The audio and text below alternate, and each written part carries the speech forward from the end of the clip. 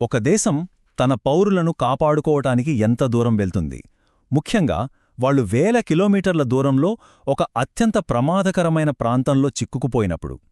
ఈరోజు మనం ఒమాన్ గల్ఫ్లో జరుగుతున్న ఒక సాహసోపేతమైన రెస్క్యూ ఆపరేషన్ గురించి తెలుసుకోబోతున్నాం. ఇప్పుడు అరేబియా సముద్రంలో ఒక పెద్ద కదలిక కనిపిస్తోంది. భారతదేశపు అత్యంత శక్తివంతమైన డిస్ట్రోయర్లు, ఫ్రిగేట్లతో సహా ఒక భారీ నావికాదళం ఒక సమస్యాత్మక ప్రాంతం వైపు చాలా వేగంగా కదులుతోంది. కాని ఇది యుద్ధానికి సన్నాహం కాదు. మరి అలాంటప్పుడు ఇంత పెద్ద సైనిక మోహరింపు ఎందుకు? అసలు వాళ్ల లక్ష్యమేంటి? ఈ ప్రశ్న ఇప్పుడు అందరిలోనూ మెదులుతోంది. సరే, ముందుగా అసలేం జరుగుతుందో చూద్దాం. ప్రపంచం దృష్టిని ఆకర్షించిన ఈ నాటకీయ నావికాదళ మోహరింపు గురించి తెలుసుకుందాం.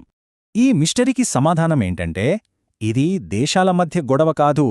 ఇది వందలాది మంది భారతీయ పౌరుల ప్రాణాలకు సంబంధించిన విషయం. వాళ్లే ఈ సంక్షోభంలో చిక్కుకున్నారు. అయితే అసలీ అత్యవసర నావికా చర్యకు కారణమేంటి? సమస్య మూలాల్లోకి వెళ్ళి చూద్దాం. చూడండి, ఏకంగా 37 భారతీయ జెండాతో ఉన్న వాణిజ్య నౌకలు అవిప్పుడు ఒమాన్ గల్ఫ్లో చిక్కుకుపోయాయి. ఇది ప్రపంచంలోనే అత్యంత ప్రమాదకరమైన సముద్ర ప్రాంతాల్లో ఒకటి. ఈ నౌకల్లో ఉన్నది ఎవరో కాదు, మనవాళ్లే.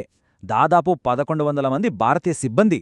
అక్కడ ఉద్రిక్తతలో రోజురోజుకి పెరిగిపోతుండటంతో వాళ్ల భద్రత ఇప్పుడు గాలిలో దీపంలా మారింది.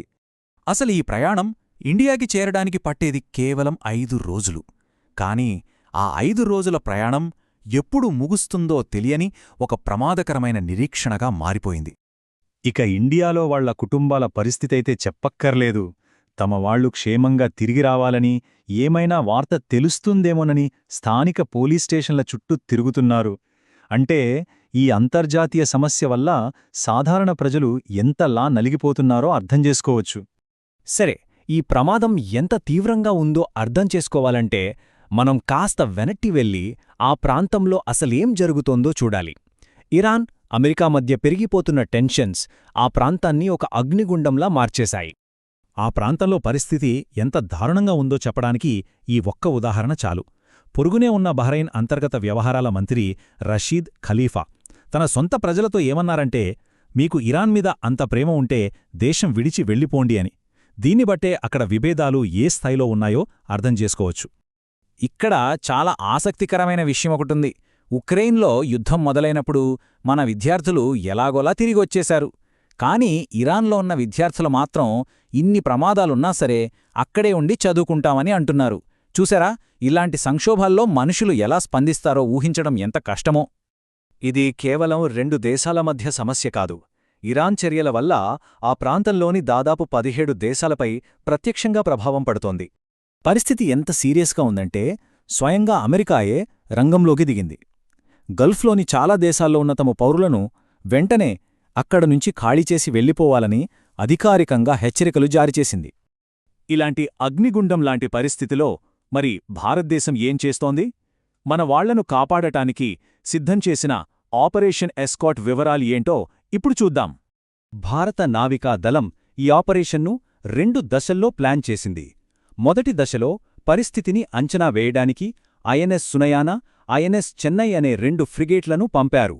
అక్కడ పరిస్థితిని గమనించాక ఇక రెండో దశలో అసలు సిసలైన రెస్క్యూ కోసం డిస్ట్రాయర్లు, ఫ్రిగేట్లతో కూడిన ఒక బలమైన దళాన్ని రంగంలోకి దించారు. ఈ ఆపరేషన్లో పాలుపంచుకుంటున్న నౌకలేవో చూస్తేనే మనకు పరిస్థితి తీవ్రత అర్థమవుతుంది. INS Mumbai, INS Rajput, INS Shivalik, INS Chennai, INS Sunayana ఇవేవీ మామూలు గస్తీ నౌకలు కావు. ఇవన్నీ ఇండియన్ నేవీలో అత్యంత కీలకమైన, శక్తివంతమైన యుద్ధనౌకలు. ఈ మొత్తం ఆపరేషన్ ఎక్కడించి కంట్రోల్ చేస్తున్నారంటే ఇన్ఫర్మేషన్ ఫ్యూజన్ సెంటర్ అనే ఒక హైటెక్ కమాండ్ సెంటర్ నుంచి, శాటిలైట్ల నుంచి, ఇంటెలిజెన్స్ నుంచి వచ్చే డేటానంతా ఉపయోగించి సముద్రంలో ఏ నౌక ఎక్కడుందో స్పష్టంగా వీళ్లకు కనిపిస్తుందన్నమాట. ఇక్కడే అసలు సిసలైన ఛాలెంజ్ ఎదురవుతోంది. చెల్లాచెదురుగా ఎక్కడెక్కడో ఉన్న ఆ 37 నౌకలను ముందు కనిపెట్టాలి. వాటన్నిటినీ ఒకచోటికి చేర్చి ఒకే కాన్వాయ్గా మార్చాలి. ఆ తర్వాత నిత్యం కాల్పులు జరిగే ప్రమాదమున్న ఆ యుద్ధ క్షేత్రం గుండా వాటన్నిటినీ సురక్షితంగా బయటకు తీసుకురావాలి. ఇది నిజంగా ఒక లాజిస్టికల్ పీడకల. సరే, ఇదంతా బాండేనే ఉంది. కానీ ఇప్పుడు అందరి మదిలోనూ మెదులుతున్న ప్రశ్న ఒక్కటే. అసలు దీని తర్వాత ఏం జరగబోతోంది?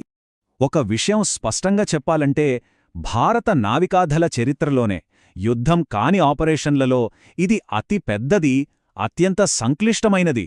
ఒక్క బుల్లెట్ కూడా వాడకుండా 1100 మంది పౌరులను సురక్షితంగా ఇంటికి తీసుకురావాలి అంటే ఇది చిన్న పొరపాటుక్కూడా ఆస్కారం లేని ఒక కత్తిమీద సాము.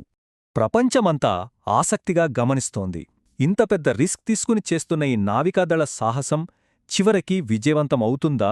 వాళ్లందరూ క్షేమంగా తిరిగి వస్తారా?